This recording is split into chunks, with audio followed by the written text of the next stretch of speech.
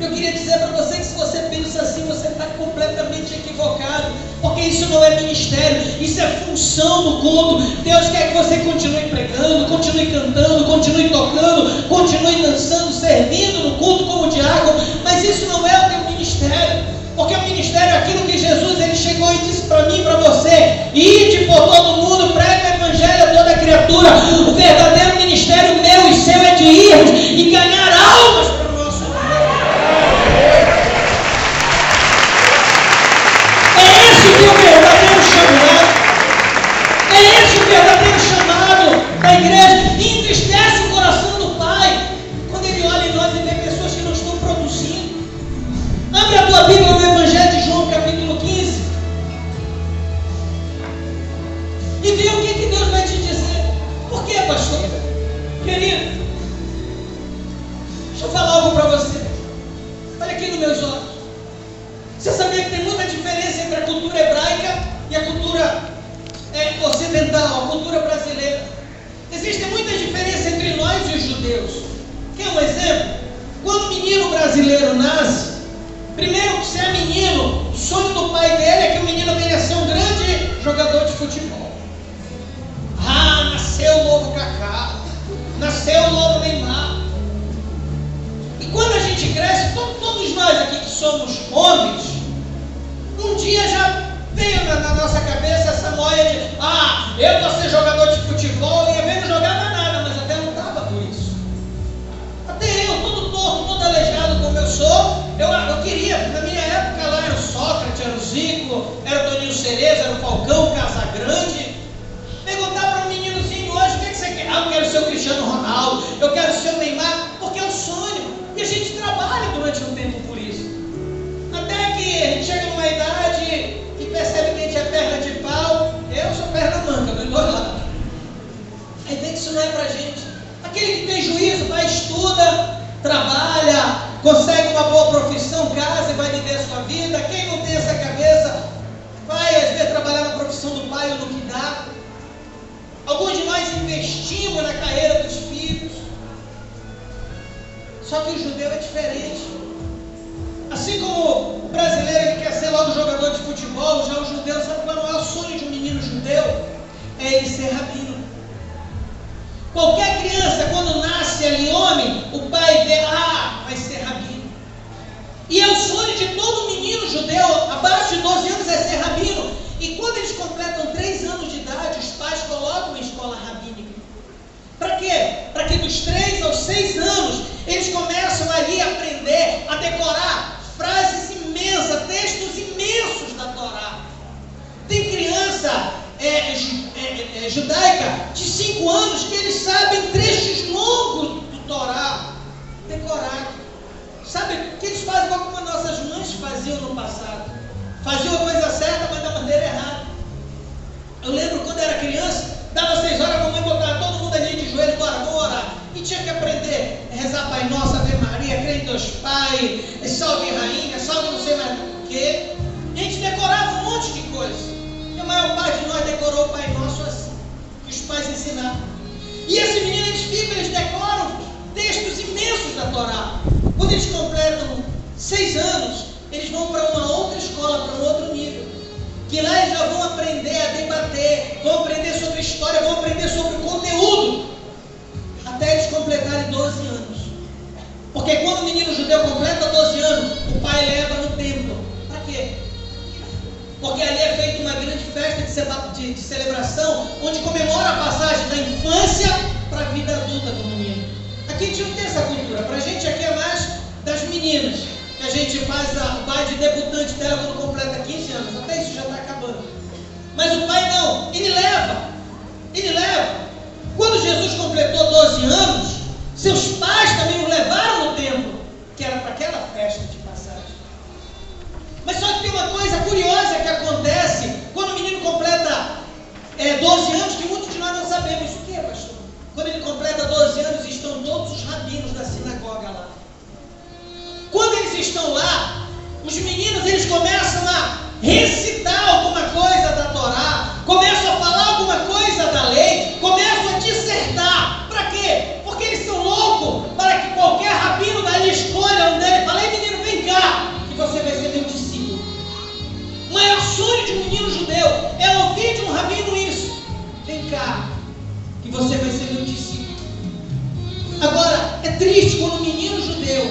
ele ouve isso, até para baixar um pouco mais do fundo.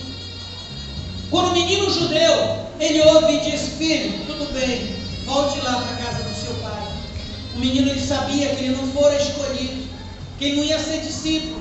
E essa é a frase mais dura para um menino judeu ouvir, porque tinha que voltar para casa e trabalhar na mesma profissão do seu pai. É que nem o nosso filho, quando a gente pensa que ele é bom de bola, vamos levar lá na escolinha do Bahia, vamos levar lá para a peneira do Vitória. Aí tem ali 1000 crianças vão naquela peneira, eles escolhem 3, 4 e os outros voltam. É mais ou menos isso. Mas por que o senhor está dizendo isso, pastor? O que eu estou dizendo é que nesse capítulo 15, verso 16, Jesus estava conversando com os discípulos dele. De repente, ele viu um ócio muito grande nos discípulos. E ele parou e olhou para eles e começou a querer colocar algo. E ele começou dizendo assim: ei, não foste vós quem me escolheu. Fui eu quem escolhi a vós. Primeira coisa que eu aprendi: nem eu e nem você escolhemos Jesus. Ah, eu estava de boa em casa, deixa eu virar crente. Pensei assim: não. Jesus chegou lá contigo, ele levou alguém para levar uma palavra, ou ele fez você assistir uma mensagem no DVD, uma canção que você ouviu. De alguma maneira Jesus foi lá e te encontrou. Eu não sei o que ele viu em mim, filho. Eu não sei o que ele viu em você.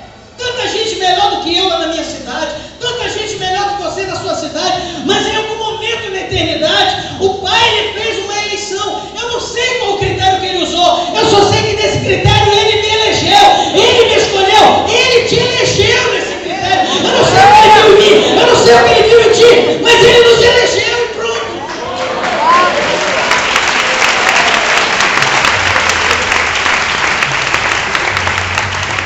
Foi ele quem me escolheu.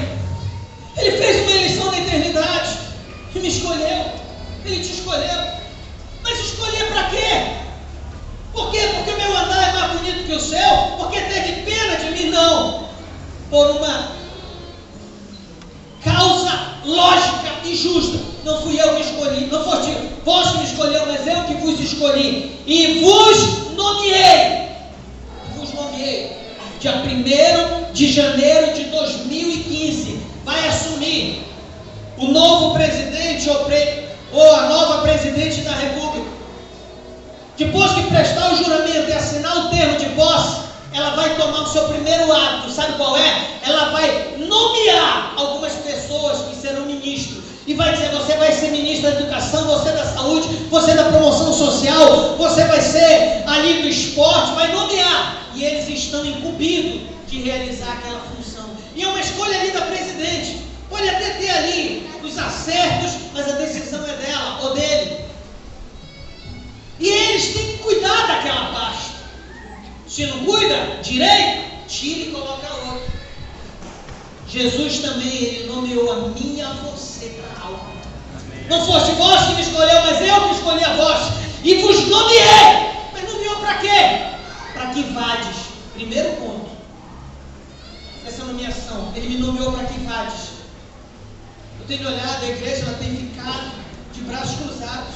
Temos saído de casa para vir para a igreja, atrás, fazer uma corrente para eu ser curado, fazer uma corrente para eu conseguir aquele emprego, fazer uma corrente para eu conseguir aquele vestibular, fazer uma corrente pela minha família. A gente tem vindo para a igreja pedir, e fica. Ele disse: eu vos nomeei para que vades. A palavra igreja vem do grego eclésia ou eclesia, como você preferir. E a tradução literal para o português de eclésia significa sair para fora. Então a palavra igreja em português significa sair para fora. Aqui está o tempo. Quando terminar a reunião, a igreja vai sair para fora. Então a minha missão é de ir, não é de ficar parado, não é de ficar estático. Eu vos nomeei para que vades e dê frutos. E dê frutos. E que vosso fruto permaneça. Eu perguntei ainda há pouco: quantos ganharam pelo menos uma alma no passado? Menos que 1% de nós levantamos as mãos. Me perdoa pela expressão, que às vezes eu penso que eu estou lá na minha cidade, no Marajó, e a gente tem que ser muito explícito no que a gente fala. gente tem um sotaque em linguajar meio arrastado, mas que raio de igreja é a gente? Que diz que ama a Deus, que glorifica a Deus, mas que não obedece a Deus. Quando ele diz, vades e dê fruto em menos de 1% de nós. Isso não é uma realidade daqui, isso é uma realidade da igreja global. Vários ministérios, várias cidades, vários estados. Deixa eu perguntar uma coisa para vocês, seja sincero diante de Deus. Quantos aqui estão pedindo algo para Deus já faz ano e você ainda não alcançou isso? Ah, pastor, estou pedindo para Deus me curar do diabetes, estou pedindo para Deus me curar ali da pressão alta, eu estou pedindo para Deus me dar aquela casa, eu estou pedindo para Deus transformar sem vergonha do meu marido. Ah, pastor, estou pedindo para Deus me dar aquela casa, mas parece que Deus não está me ouvindo. Quantos estão pedindo algo para Deus faz tempo e parece que nada da resposta vem? Levanta a mão, seja sincero. Isso acontece, levanta a mão bem alto, bem alto, bem alto. Agora deixa eu revelar algo da parte de Deus. A maior revelação de Deus para as nossas vidas é a palavra. Sabe quando é que isso vai ser respondido, essa tua oração? Nunca, enquanto você não tomar atitude. Por quê, pastor? Deus mudou, Deus está surdo. Desde o primeiro momento que você começou a pedir, Ele te ouviu. O problema é esse. Para eu ser salvo, para que você seja salvo, Ele não impôs condições nenhuma, apenas que creiamos. Eu sou salvo pela graça, não tem condição nenhuma. Se eu quiser, Pai, eu entrego a minha vida, na hora que atende, não impôs condições. Agora, Ele impôs uma condição para responder as nossas outras orações. E está falando para você, é alguém que é formado em pedagogia, com pós-graduação em psicopedagogia e mestrado em letras. E como mestre em letras, eu quero traduzir esse versículo para você. Não foste vós que me escolheu, mas fui eu que vos escolhi e vos nomeei para que vades e dê fruto, e que vosso fruto permaneça. Aí ele dá uma vírgula, dá uma pausa. Para que tudo que pedires ao Pai, Ele vos conceda. Sabe o que significa essa parada? Ele está colocando uma condição. Para que nós sejamos salvos, não tem condição nenhuma, é só crer. Mas para Ele responder as tuas orações, Ele disse, não foste vós que me escolheu, fui eu que vos escolhi. E vos nomeei para que vades e dê fruto e vosso fruto permaneça. Para que tudo que pedires ao Pai em meu nome, crendo, Ele te conceda. Em outras diz, a fim de que tudo que tu peças ao Pai. Então Ele colocou uma condição, querido, para responder a tua oração. Que cara de pau vou ter eu de chegar, Deus! Me dá aquele primeiro lugar no concurso, se eu não estou produzindo frutos para Ele.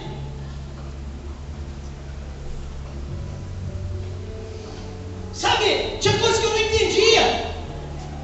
Isso daí foi forte.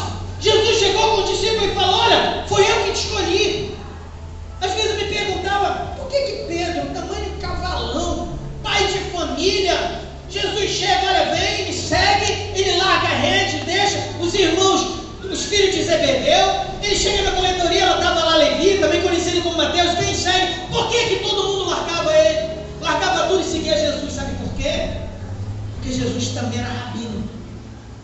Pedro, Tiago, André, Levi, todos eles tiveram 12 anos, todos eles um dia estiveram no templo e ouviram dos rabinos isso, vá, porque eu não te escolho como discípulo. E naquela hora lá estava Jesus como rabino dizendo, ei, vem que tu vai ser meu discípulo. Isso é tão forte, querido. Isso é o mesmo que de repente chega o Dunga aqui e chega, Davidson, é o seguinte, o Fred não está com nada, eu vou te escalar, vou te convocar, tu vai compor o ataque da seleção, querido, ele te larga tudo e vai viver o nosso sonho. Se chega o técnico do Barcelona e chega, meu querido, largue tudo aí que você vai lá para Madrid, lá para Barcelona comigo, que você vai jogar no Barcelona, vai compor ali o ataque com o Neymar e o Messi no meio campo. Foi mais ou menos isso que aconteceu. Eles largaram tudo. Mas Jesus estava dizendo para eles, só que eu te chamei para que tu vai e dê frutos. A igreja não está frutificando, por isso que tem muita gente que está com a sua oração travada lá no céu, está gritando, está clamando, está se arrebentando. Às vezes quando eu vejo uma situação dessa, eu imagino Deus assim de braços cruzados, sim, meu filho, vai lá trabalhar, vai lá produzir, eu quero dar daqui. Mas a gente não, só olha para dentro de nós. Quer um exemplo no Antigo Testamento? Antigo Testamento. Você ouviu falar de Jó? Quem não ouviu falar de Jó? A Bíblia fala de Jó. A Bíblia fala que um dia estava Deus reunido com os seus anjos. No meio dele lá veio o capeta. E Deus, diabo, o que tu está fazendo aqui, capeta? Ora, me dá um rolezinho. De onde que tu vem? Eu venho de rodear a terra. Aí nessa hora apareceu Deus como pai. Você já viu? Quando alguém está elogiando o filho, seu filho lá, meu filho é isso, é aquilo. A gente está doido para elogiar o nosso, né? Ah não, olha meu filho é o cara, a gente quer elogiar assim, era Deus. Ele estava doido para elogiar os seus filhos. Ele chegou, diabo, tu viu Jó? Tu viu o caráter de Jó como é? Você viu como Jó é? Você viu isso de Jó? O diabo falou, vi. Tu viu como ele é assim? Vi. Só que o diabo se queixou para Deus. Também o Senhor colocou uma cerca sobre ele. Pode ver o capítulo 1 do verso 6 em diante do livro de Jó. Sobre a família dele, o diabo estava admitindo que Deus colocou uma cerca, tu cercaste Jó. Ele queria atacar Jó, mas não conseguia. Tinha uma cerca, tinha uma redoma que protegia Jó e a família. Tudo que ele faz, o Senhor abençoa. Deixa eu tocar na vida dele. Vamos ver se ele vai ser fiel. Sabe o que foi isso? O diabo estava orando a Deus, pastor. O diabo fez uma oração e fez um pedido a Deus. O diabo foi tão sem vergonha como muita da gente é. Só fez pedido a Deus. Deixa eu perguntar uma coisa para você. Você ora pela tua família? Quem ora pela sua família? Você pede a Deus proteção pela tua casa, pelos teus bens? Jó também orava. Jó, além de orar, a Bíblia fala que ele fazia sacrifícios para Deus perdoar o pecado dos filhos dele. Jó orava. Jó chegava a Deus, protege minha casa, protege meu lar, protege a minha família. E o diabo também orava, Deus, deixa eu tocar nele para ver se ele é. Deixa eu perguntar para você, quando você ora pela tua família, você sabia que o diabo também ora pedindo autorização para tocar na tua casa? Agora eu pergunto para você, qual a oração que você acha que Deus deve ouvir? A tua como filho dele ou o diabo como filho de uma égua que ele é? Qual é a oração que Deus tem que ouvir, atender? É a sua? Então por que com Jó foi diferente? Que ao invés de ouvir a oração de Jó, Deus atendeu o pedido do diabo. Sabe por quê? Porque Jó tinha um defeito que a igreja precisa esquecer e não ter. Qual o defeito? Imagina que Deus ele fez todos os elogios possíveis e imagináveis a Jó. Mas teve um elogio que Deus não conseguiu fazer para Jó. Teve um elogio. Observa que em nenhum momento da vida de Jó Deus disse, vê como meu servo Jó me ama e fala do meu amor para as pessoas à sua volta. Vê como Jó propaga o meu nome. Ele não fez, sabe por quê? Porque Jó pedia pela família dele como eu e você pedia. Porque Jó pedia pelas posses dele, pedia proteção pela casa dele. Mas Jó pensava que o mundo girava todo em torno dele. Ele esquecia que tinha vizinhos, ele esquecia que tinha outras pessoas que precisavam vê-lo superior. Você sabia que na tua cidade não é só você e sua família que mora? Você sabia que você tem um vizinho à tua direita e um à tua esquerda, um lá na frente, atrás, outro no apartamento de cima, no andar de baixo, que precisam ouvir a palavra de Deus que Ele colocou na tua boca? Você sabia que tem pessoas na tua rua, no teu bairro, que estão morrendo sem Jesus Cristo? Porque você ainda não teve tempo de levar a palavra de vida. Porque muitas vezes a gente está muito preocupado porque eu quero o carro deles. Ah, meu pai, eu quero estudar. Quantas vezes o teu pastor já não ouviu de vocês? Pastor, não posso assumir esse cargo porque eu tenho que trabalhar, porque eu tenho que fazer uma faculdade, porque eu tenho... Sabe qual é o problema nosso? É que a igreja inverteu os valores. Jesus disse, busca primeiro o reino dos céus e a sua justiça, as outras coisas vão crescer. Glória a Deus. Que a gente está indo atrás das outras coisas e não tem que parar de ir atrás, porque Deus tem tudo para nos dar. Só quero te lembrar uma coisa, um dia eu e você vamos estar diante daquele que está sentado no trono. Quando nós estivermos lá, Ele não vai perguntar para a gente qual o carro que nós tínhamos aqui. Ele vai perguntar quantas pessoas nós levávamos para a igreja no carro que Ele nos deu. Ele não vai perguntar para a gente qual o tamanho da nossa casa ou apartamento. Ele vai perguntar quantas almas nós ganhamos para Ele na casa que Ele nos deu.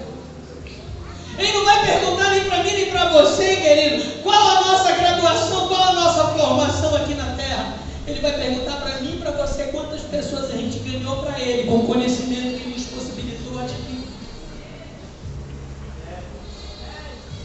Nós estamos muito focados em muitas outras coisas. Deus não teve outra alternativa. Pode tocar. Jó perdeu dinheiro, Jó perdeu animal, Jó perdeu posses. Veio algo, um vento forte, caiu a casa de Jó sobre os filhos dele, morreram todos. Jó perdeu a saúde, Jó perdeu tudo. A única coisa que sobrou de valor para ele era o caquinho de telha que ele se encostava. Jó perdeu tudo, porque ele deixou aberto um único buraco na cerca de proteção pelo qual Satanás podia entrar. Tem muitas pessoas que o diabo está entrando na família, está arrebentando com a família, porque muitas pessoas cruzaram braços, pararam de produzir para Deus, só ficam se queixando, mas é porque pastor fez isso, é porque fulano fez aquilo, aquele outro. E daí com o que os outros fizeram, deixaram de fazer, bate no peito e sempre diga: eu quero ajudar a obra de Deus aqui na terra. Eu não vou ser mais um que vou envergonhar o nome de meu Pai. Eu vou glorificar, eu vou orar por aqueles que caem, para Deus levantar. Eu vou esquecer o passado e vou ir para frente. Eu vou para frente. Eu vou para frente. Escândalo em todo lugar acontece. Você sabe qual foi o pior escândalo que a igreja na terra já viveu? E ela sobreviveu a esse escândalo? Sabe qual foi? Judas traiu Jesus e levou Jesus para a morte. Que escândalo pior que esse? A igreja sobreviveu. A igreja sobreviveu. Aleluia. Eu preciso orar por aqueles que caem.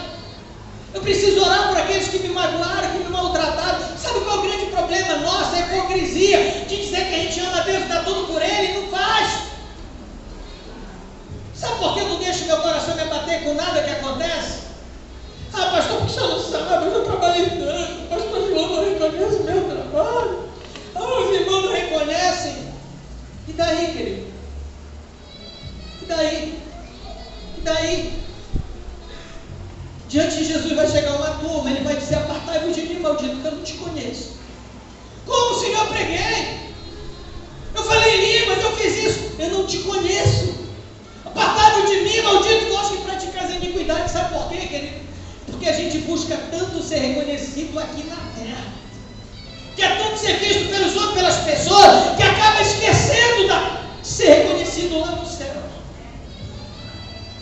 Querido, quando eu saio por aí, as pessoas me reconhecendo, tirando foto, eu fico até preocupado. Meu Deus, será que eu sou conhecido lá no céu como eu sou aqui?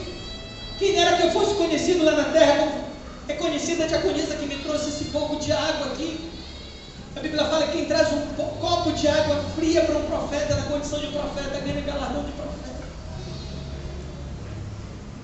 O grande problema é esse. Quando Deus nos chama para a sua obra, Ele não diz assim: vai ser amado, vai ser compreendido. Ele disse: eu vos envio como ovelha para meio de lobos.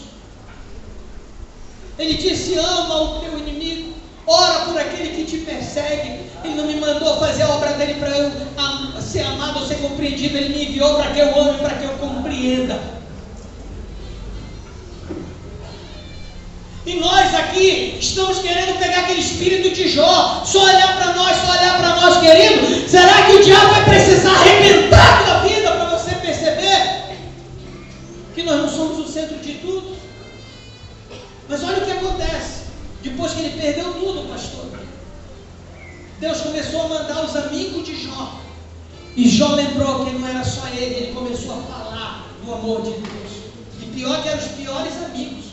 Você já reparou quando você está passando por uma crise financeira, ou uma crise no casamento, ou uma crise de doença? Você está passando uma determinada crise em alguma área da tua vida, e de repente Deus coloca pessoas para você ajudar, que estão enfrentando o mesmo problema que você. Está vendo como Deus quer te usar? Mas você sabe como foi que Deus transformou a vida de Jó? No capítulo 42 de Jó, a Bíblia fala: virou Deus o cativeiro de Jó quando ele orava pelos seus amigos. Quando ele começou a orar pelos seus amigos, Deus restituiu em dobro tudo aquilo que ele havia perdido. Glória a Deus. Foi quando ele começou a orar pelos seus amigos, quando ele começou a propagar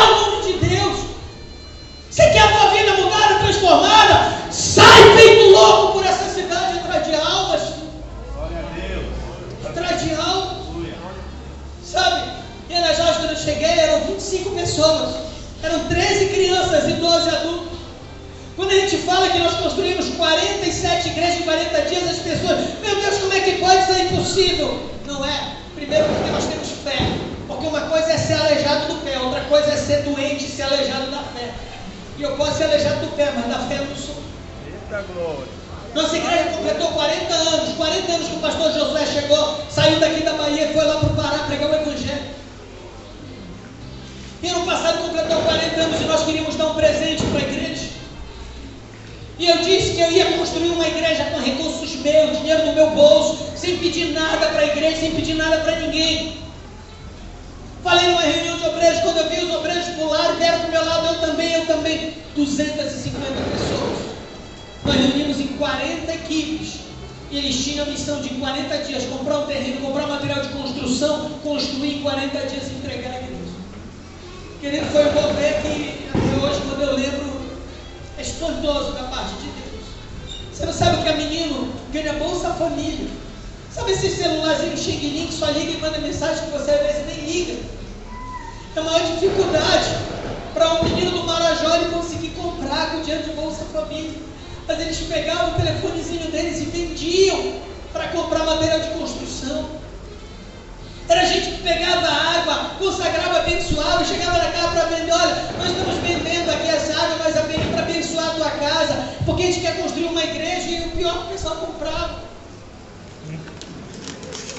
Resultado, querido, em vez de construir 40, formamos mais 7 equipes e conseguimos em 40 dias construir 47 igrejas. Glória a Deus. Você fala, pastor, mas é em madeira, mas claro, é a nossa realidade, é o que nós temos. Cada igreja daquela ali para nós, ela custa em média de 20 mil reais. Só que o pessoal, com aquela condição econômica que tem lá para levantar 20 mil reais, é o esforço que você faz para levantar 200 mil reais numa cidade como essa. Mas eles fizeram. Sabe o que foi mais triste? Ou o mais bonito? É que quando o pastor Josué foi lá para inaugurar as igrejas, ele disse, Emerson, e agora? Eu disse, o que foi, meu chefe? Quem é que vai pastorear essas obras? Porque pastor de cidade não quer vir para o interior. Não mais para a beira de rio. Porque eles falam que não tem médico, não tem isso, não tem condições. E a cidade lá era muito pobre. Acontece um grande problema no reino de Deus. Isso eu sei. Não sei como é aqui na Bahia. Eu estou falando da realidade nossa. Mas tem muita gente que quer fazer obra, mas quer lucrar, quer dinheiro, quer reconhecimento. Tem muitos pastores por aí, volta a dizer, eu não sei da realidade daqui. Mas quando o pastor precisa mandar para alguma igreja, olha qual é a primeira pergunta. Quantos membros tem lá? Quanto é carregado? Quando a gente vai para o ministério visando moeda, a gente tem errado. Quando a gente vai atrás de alma, a gente tem vitória em Cristo. Amém. E disse, quem é que tem, Emerson? Não vai ter, pastor. Tem, pastor. Tem, porque Deus já levantou. Lá nós somos uma igreja que trabalha em célula, não é G12, é visão do celular, visão da igreja primitiva. E eu peguei os 47 melhores líderes que eu tinha. E o pastor José, então chama os pastores que eu vou consagrar. Chamou, quando veio na frente, o pastor José ficou espantado e disse, menino, quantos anos você tem? 13. E você? 12. E você? 15. 17. No meu campo eu tenho 116 pastores sob minha responsabilidade. Desses, apenas 17 são credenciados. 99 não são credenciados. Desses, 66 têm menos que 16 anos, menos que 17 anos. E estão à frente de igreja. Meu filho, caçula, de 15 anos. Ele comprou terreno com a equipe dele, construiu uma igreja. Eu impostei, hoje ele é pastor lá. Ele tem 150 almas que ele ganhou em um ano.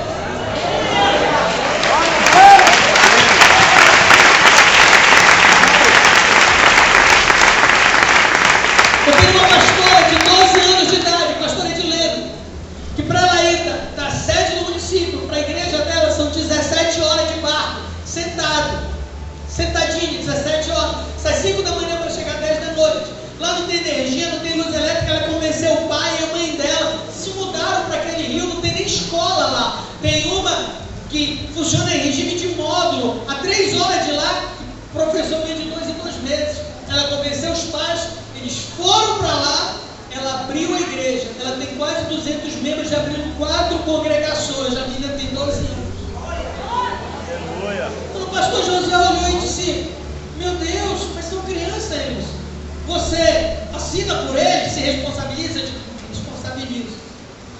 disse: olha, se fosse eu que fosse escolher você, eu não escolhia ninguém de vocês aqui, mas como é o Espírito Santo que escolhe, se ajoelha.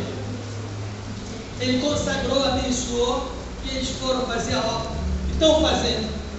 Exemplo do teu pastor, com 17 anos começou na obra de Deus, e hoje está aí.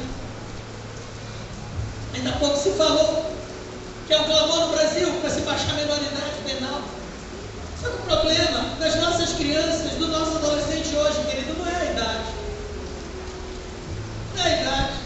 Se fosse assim, se baixa para 16 anos, depois de 15, 14 vão começar a afrontar. Vai baixar a idade lá para 14. Aí o de 12, 13 vão começar a afrontar. Tem menino de 10 anos que já são aviãozinho do crack. Vai baixar, vai chegar um momento que o meninozinho já vai sair do berçário preso porque ele roubou a chupeta do outro. O problema não é esse. Sabe qual é o problema dos nossos jovens? Sabe qual é o problema dos jovens de Jequié? Quem aqui já teve 15, 16, 17 anos? Levante a mão. Por que você não está traficando? Por que você não está roubando? Por que você não está matando? Sabe por quê? Porque Jesus entrou no teu coração através da vida de alguém.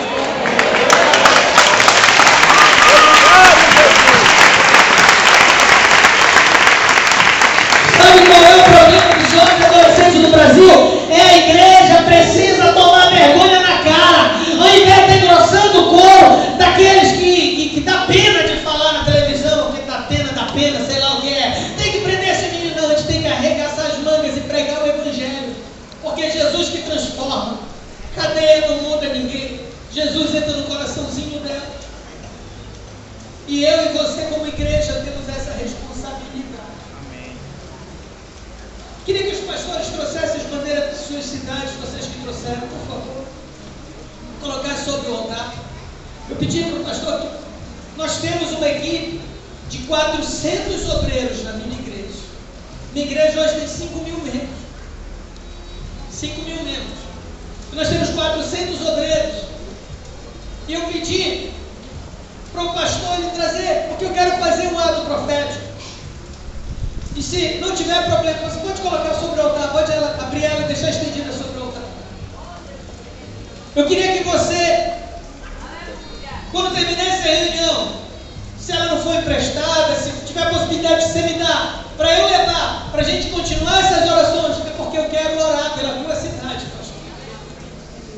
Nós queremos estar orando por essa região, que nós do Pará amamos demais, porque foi daqui que foi o nosso líder lá do estado. Foi vocês aqui de Jequié, Feira de Santana, que mandaram o pastor Josué Bênção para a gente. E a gente, de alguma maneira, quer ser grato a vocês e quer estar orando para vocês.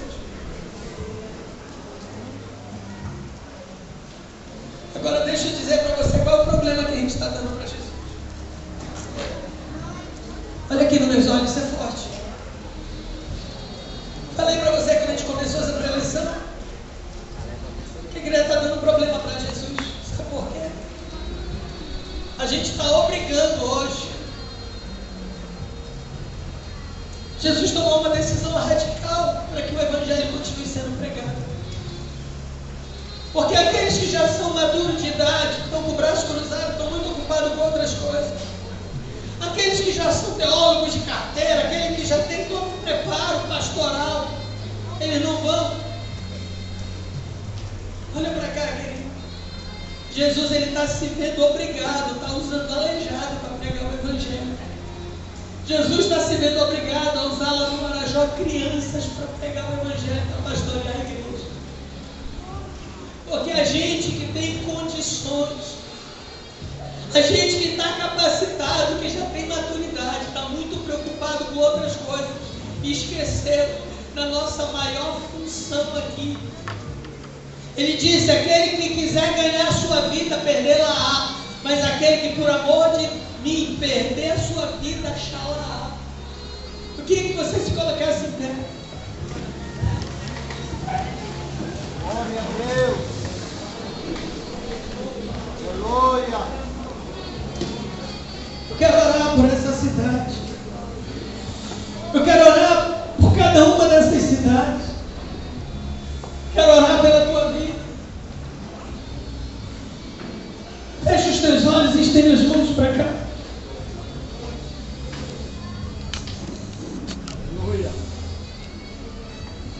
Oh, glória.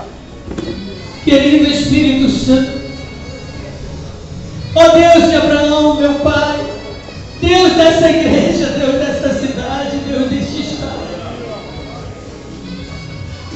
eu queria te pedir perdão, Pai,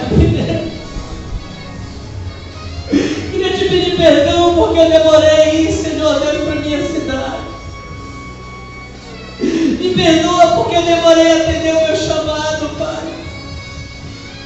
Me perdoa por todas as pessoas que morreram de malária naquela cidade antes de eu chegar lá, meu Pai. Me perdoa por cada família que se desfez antes de eu chegar lá e levar a tua palavra. Me perdoa por cada alma, Pai, que morreu sem te conhecer e hoje está no inferno. Querido Espírito Santo, em nome do Senhor Jesus, Pai, te compadece de Arajá. Te compadece, Pai amado, aqui de Jequié, de todas as cidades que compõem este campo. Perdoa, Pai amado, pelos nossos vizinhos, Jesus. Perdoa pelos nossos amigos, nossos colegas, Deus, que se foram, Pai amado, sem conhecer a tua palavra. Perdoa, Pai amado, por cada mãe de família que está chorando hoje, porque o filho está no crack, porque a tua igreja não chegou a tempo para resgatar essa pessoa. Oh, Deus. Perdoa, meu Pai amado. Deus, maravilhoso. Por cada pessoa, Pai, Oh, Pai querido. que perdeu para o homossexualismo, Senhor, porque a tua igreja estava muito ocupada com coisas pequenas e não chegou a tempo para implantar princípios cristãos naquelas vidas. Meu Deus. Perdoa a tua igreja, Pai amado. Em o nome do Senhor Jesus, começa a soprar um vento de avivamento sobre cada uma dessas cidades aqui representadas. Que esse avivamento comece a soprar como um fogo que arde em cada coração, de cada membro, Senhor, de cada igreja. Que nós possamos acordar e ter o discernimento que a responsabilidade pelas almas não é só do pastor, mas é de cada salvo lavado no meu sangue. Querido Espírito Santo, que nós possamos nos apaixonar por cada bairro, por cada comunidade, por cada casa, Senhor, por cada morador, por cada pessoa, Jesus, aqui de Jequié e das cidades circunvizinhas. Espírito Santo, que eu ouvi a tua oração agora pela tua cidade, filho, faz essa oração. Faz essa oração. Por favor, se os músicos estiverem aqui, subam ao palco. Começa a orar pela tua cidade, meu querido. Começa a apresentar a Deus a tua cidade, querido, te apaixona por ela. Deus, Ele não te levou para aquela cidade à toa. Deus, Ele não fez que você nascesse ali à toa. Deus, Ele não te colocou naquela faculdade, naquela escola, naquele trabalho, naquele bairro, naquela casa à toa. Ele te colocou com um propósito. E o propósito é de você brilhar como luz. O propósito de Deus é de você fazer a diferença.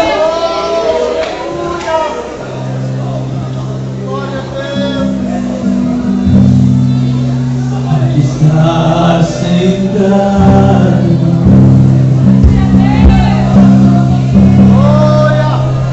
no trono,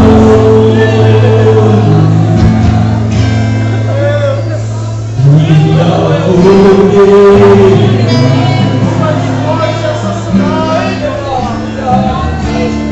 seja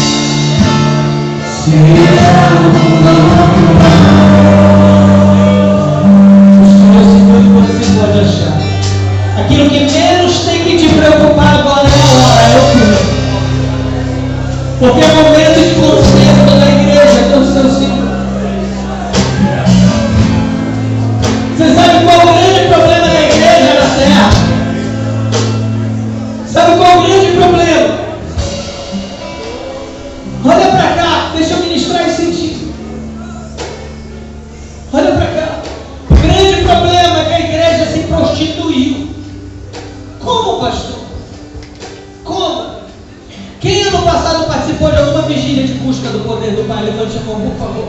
Bem alto, bem alto, bem alto. Quantos aqui ano passado buscaram mais intimidade com Deus? E esse ano estão buscando? Levanta a mão bem alto, bem alto. Esse é o problema da igreja. Como, pastor? Você sabe? A Bíblia fala, pode? Eu pergunto para você, pode uma virgem se prostituir? Em Apocalipse fala de uma virgem que se prostituiu e se tornou grande religiosa. A Bíblia fala que a igreja é conhecida como a noiva de Cristo, a virgem, a pura. Mas ela pode se prostituir? Sabe o que é prostituição? Quando alguém procura uma prostituta, ele quer o beijo da prostituta, ele quer o toque da prostituta, ele quer o carinho da prostituta, mas ele não quer gerar filho da prostituta. Prostituição é querer intimidade sem produtividade, isso é prostituição. Quando a prostituta ela vai se deitar com o cliente, ela tem intimidade com ele, ela tem tudo, mas ela não quer engravidar. A Bíblia fala dos filhos de Judá. Filho de Judá casou com Tamar, mas ele era mau, fez o que era mau para o Senhor e Deus o matou. E seu irmão mais velho depois dele, para atender a lei do leviriado, casou com Tamar. E a obrigação dele em casar com Tamar era fazer filho nela para gerar descendência para Judá. Só que ele disse: eu não vou engravidar ela porque a descendência não vai ser para mim. Então, quando ele ia se deitar com ela, ele queria o toque. Ele gostava da intimidade de Tamar. Ele gostava da intimidade com ela. Mas na hora de gerar nela, ele jogava a semente na terra. A Bíblia fala. E a Bíblia fala que Deus se irou com isso e o matou.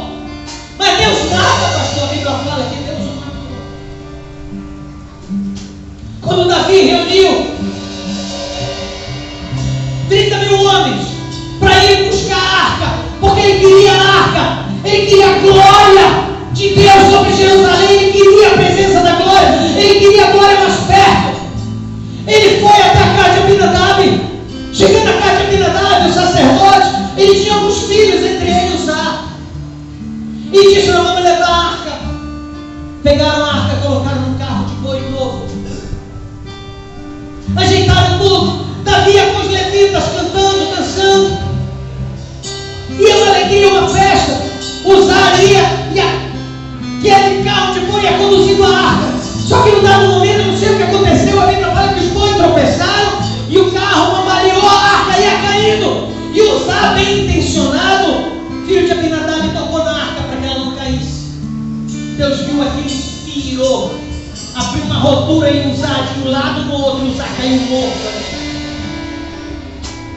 Eu me perguntava, mas por que Deus fez isso? Por que ele matou Uzá? Sabe por quê? Uzá, ele simboliza a igreja no dia de hoje. Por quê? Você sabe onde era que era para a arca ser carregada? Não era no boi, no carro do boi, não. Na arca tinha varais e ali eram colocados argolas, naquelas argolas, 2 varais. E o sacerdote tinha que carregar a arca no ombro. A arca representava a glória. O sacerdote tinha que carregar no ombro, não era no carro de boi. Esse é o problema da igreja, como no dia de Uzá. Nós queremos intimidade, nós queremos a glória de Deus, mas nós não queremos pagar o preço de carregar a glória conosco para onde a gente está. Nós não queremos pagar o preço de carregar. Nos escondemos por detrás das nossas desculpas. Ah, mas é porque pastor fulano deixando, porque o obreira tal fez isso, fez aquilo. Paga o preço de carregar a glória. Paga. Jesus sentiu fome. Ele chegou de uma figueira.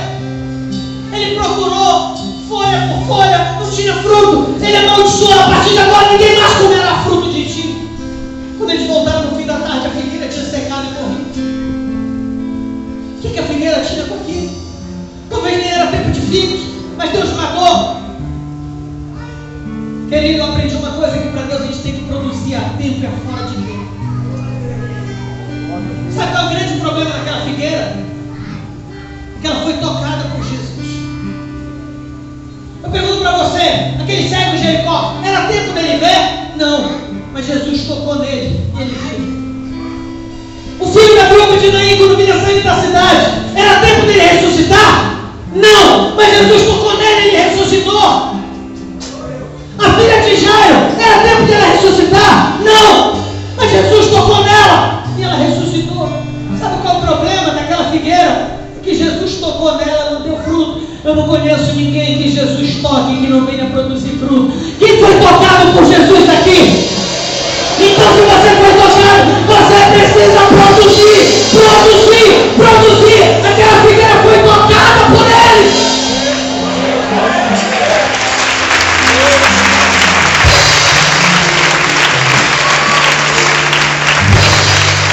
Deus, ele quer mais intimidade com a sua igreja. Deus, ele quer ser bem mais íntimo da sua igreja. Mas ele quer que essa intimidade venha gerar frutos. Intimidade sem produtividade é prostituição. Tem gente que é tanta glória, pastor, eu estou cheio de reteté. Eu vou para o monte agora. Pastor, eu vou para o monte. Ei, lugar de homem e mulher de Deus não é no monte, é lá no vale, travando batalha por algo. Moisés passou 40 dias no monte orando, quando ele voltou, o jogo estava todo desviado lá embaixo. Eu não estou dizendo para você, não faça vigília, não vá para o monte orar, vá, mas isso tem que ter um objetivo, querido. Intimidade com Deus é para produzir. Se eu sou íntimo de Deus, se eu sou cheio da presença de Deus, então eu tenho que dar filhos e filhas espirituais para Deus. Eu quero desafiar você nessa noite. Porque eu digo para você, eu ia ficar com muita vergonha se eu fosse você. Eu ia ficar com muita vergonha se eu fosse você. Com esse corpo que você tem, com essa perna que você tem. Ouvindo aleijado como eu. Falar e mostrar aquilo que Jesus está fazendo através da minha vida. E se eu estivesse aí com esse corpo de você e não estivesse fazendo nada para Jesus? De duas eu tomava uma atitude. Ou eu criava vergonha na cara e começava a produzir para Deus, ou eu dava um tiro na cabeça e me matava, porque não dava para perder mais. Eu quero desafiar você de hoje até o fim do ano, você ganhar pelo menos 4 almas para si. De hoje, pelo menos até o fim do ano, 4 almas. Você vai ser quadrangular. Quem topa esse desafio, levante a mão. Peraí, levanta a mão, eu não estou vendo isso. Deus, eu não estou vendo isso. O Senhor disse que o nosso ministério é ganhar alma. Quem não ganha alma tem a oração travada do céu. Ainda tem gente com a mão baixa, Deus, eu não estou vendo isso. Não, Deus, eu não estou vendo, isso não é Deus. Isso não é Deus. Uma pessoa que não aceita um voto de ganhar alma, Deus, isso não pode ser cristão, não. Já está no inferno e não sabe, meu Pai. Baixou a mão, olha, não é eu que estou falando isso não. Eu porque nem tenho esse hábito. Mas sinceramente, se você não se propõe a lutar para ganhar almas, pelo menos, você pode ganhar mais 4 almas. Que cristãos somos nós, queridos? Eu fiz um voto com os nossos pastores e anajás. Esse ano nós queremos ganhar 2.000 almas e batizá-las. Para o paraense, não tem sacrifício pior do que a gente abrir mão do nosso açaí. Porque o açaí para nós, ele é o prato principal. Ele é mais importante que o feijão e o arroz. Para a gente basta ter uma tigela de açaí, um pedaço de carne ou de peixe, já está bom. Lá a gente come diferente, é com a farinha dada. Tem gente no Pará que se não tiver açaí não come, não tem fome. E nós fizemos um voto com Deus de enquanto a gente não batizar 2.000 almas. Nós somos 400 lá. Nós estamos o ano todo sem tomar açaí. Porque a gente aprendeu a pagar preço por alma. Eu estou aqui, eu falei para você, eu estou com malária. Mas eu vim para fazer a obra assim mesmo. Eu podia chegar e dizer para Deus, Deus, você começou toda a aleijada. Eu podia dizer, Deus, o Senhor me mandou para um lugar que não tem nem rua. Não tem carro. Para me entregar o evangelho de casa em casa, eu preciso da misericórdia de alguém para me levar numa bicicleta para eu ir pregando o evangelho. Você, além de muitos terem carro, você tem teu corpo abençoado. Poderia dizer, Deus, manda outro. Deixa eu ser só membro aqui da igreja. Deixa eu ficar aqui só dando meu dízimo, fazendo isso, aquilo. Porque diante de Deus não existe desculpa para mim dizer eu não posso. Essa perna aleijada não é desculpa para eu dizer eu não posso. Esse teu cabelo branco não é desculpa para você dizer eu não posso. O teu trabalho não é desculpa diante de Deus para você dizer eu não posso. Tua família não é desculpa diante de Deus para você dizer eu não posso. Não existe desculpa diante de Deus. Eu digo que eis-me aqui, Senhor. Eis-me aqui, Pai. Eu desafio você a abrir mão de algo que você gosta muito, até você conseguir ganhar essas almas. Tem alguém que é capaz? Pensa em algo. Só não no momento íntimo com a tua esposa. Isso você não pode. Mesmo porque você não tem poder para decidir isso sozinho. Você tem que decidir junto com a tua esposa. E Paulo fala, por um período breve, não pode passar de meia hora, para não ser tentado. Mas pensa outra coisa. Ah, pastor, minha chapinha. Ah, pastor, meu futebol. Pastor, café, eu não sei se é café. Refrigerante, pastor. Pense em algo que te dá muito prazer. Você vai dizer, Deus, enquanto eu não ganhar essas 4 almas e discipular, e batizar e cuidar, eu não vou voltar a ter esse prazer. Sabe, quando eu saí do ministério, eu era concursado na minha cidade, como mestre de educação. Tinha 200 horas no município, para R$50 a minha hora aula. Eu ganhava R$10 mil, a minha esposa 6 mil, 16 mil de salário. Mas como para aquela igreja lá, ela era de madeira.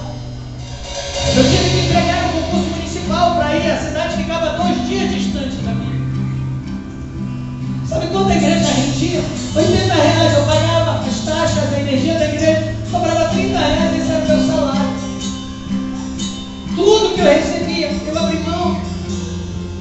Até hoje, eu consigo trabalhar fora para não precisar estar usufruindo o dinheiro da igreja, porque a gente está investindo. Antes de vir para cá, minha esposa me ligou, a gente está de olho no terreno lá. Há muito tempo que a gente começou a construir e a gente está precisando de mais um terreno para fazer sala para o diaconato, depósito dos músicos e banheiro. E a gente não tem mais terreno. Tinha um vizinho que tinha um terreno e como é para a igreja, a gente começava a dizer, a gente vai ganhar por 200 mil, meu Deus, aonde vai arrumar isso?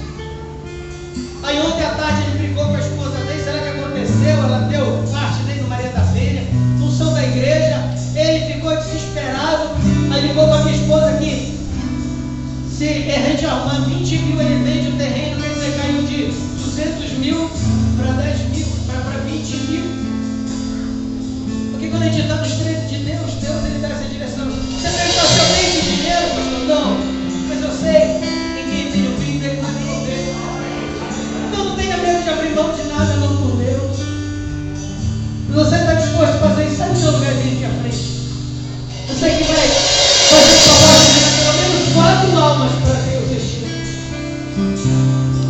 Pelo menos 4 almas. Pelo menos 4 almas. E eu convido você a ter mais intimidade com o poderoso Deus. Agora você vai ter a intimidade verdadeira, aquela intimidade que produz.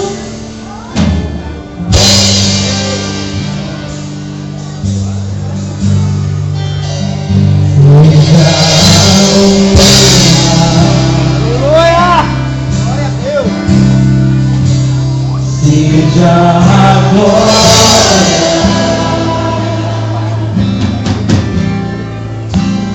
Seja o nome. Vou orar para Deus derramar sobre você a unção de Sara. Eu vou orar para Deus pegar a unção derrama. Você sairá daqui como pai de multidões, como mãe